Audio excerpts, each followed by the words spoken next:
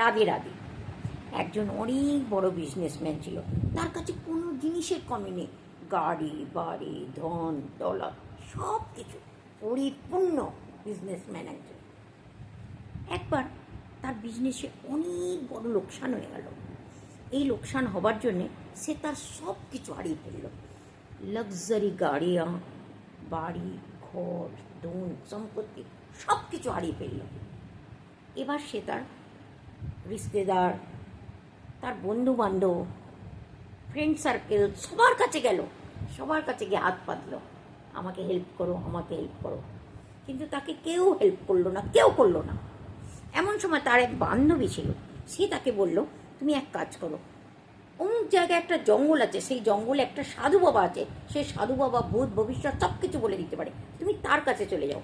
Businessman যেমন শুনলো সঙ্গে সঙ্গে সে চলে গেল সেই জঙ্গলে।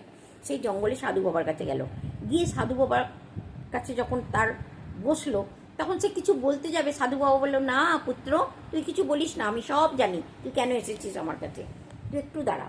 সাধু বাবা কুঠিরের ভেতরে গিয়ে একটা ডাব্বা নিয়ে এলো, তার মধ্যে ছোট ছোট দুটো বক্স, বললে এই বক্স দুটো নিয়ে তুমি তোমার ঘরে চলে যাও। আর একটা বক্সকে তুমি ওকে দিয়ে দিলে, এই বক্সটা তুমি আজই নিয়ে গিয়ে খুলবে, আর এই বক্সটা তুমি তখন খুলবে যেদিন তুমি মনে করবে যে তুমি আবার সব কিছু কামিয়ে নিয়েছো, তুমি পরিপূরক, তোমার কাছে আজকে সব কিছু ফেরত এসছে, সেই দিন তুমি দ্বিতীয় বক্সটা খুলবে। বিজনেসম্যান ঘরে এসে গেল। ঘরে এসে যাবার পর বিজনেসম্যান প্রথম বক্সটা খুললো, খুলে দেখলো তার মধ্যে একটা ছোট চিঠি রাখা রয়েছে। চিঠিটা খুললো, চিঠিটার মধ্যে লেখা রয়েছে, এখন যে সময়টা যাচ্ছে এটা তোর জন্য সবচেয়ে খারাপ সময়। তুই যা কিছু হারিয়ে ফেলেছিস জীবনে, আবার আজকে জিরো থেকে শুরু করো। যেখান থেকে তুমি ভুলে যাও যে তুমি কোনোদিন একটা বড় বিজনেসম্যান ছিলে, আজকে তুমি সেখান থেকে শুরু করো, সমস্ত কিছু তুমি আবার প্রাপ্ত করবে। বিজনেসম্যানটা সত্যি ভুলে গেল। সে কঠোর মেহনত করে, সে রাস্তা জানতো না বিজনেস করার, হারিয়ে ফেলেছিল ঠিক কথা। সে আবার কঠোর পরিশ্রম করে ঠিক সেই যেখান থেকে সে নিচে নেমে এসেছিল, আবার সে ওখানে পৌঁছে গেল। ওখানে পৌঁছে যাবার পর তখন তার মনের ভেতরে হলো, আরে আজকে তো আমার কাছে সব কিছু আবার ফেরত এসছে, দেখি তো বাবাজি যে আমাকে দ্বিতীয় বাক্সটা দিয়েছিল এটা খুলে।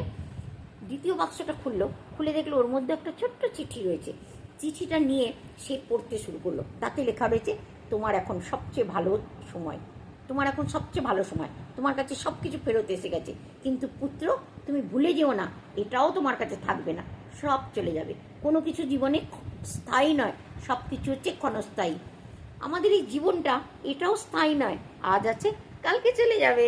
তেমনি আজকে আমার এই শরীর আছে, কালকে শরীরটা থাকবে না। তেমনি জীবনে কোনো কিছু স্থায়ী নয়, সব কিছু অস্থায়ী, আজ আছে কাল নেই। তার জন্যে মন খারাপ করবে না, নিজের কর্ম করে যাও।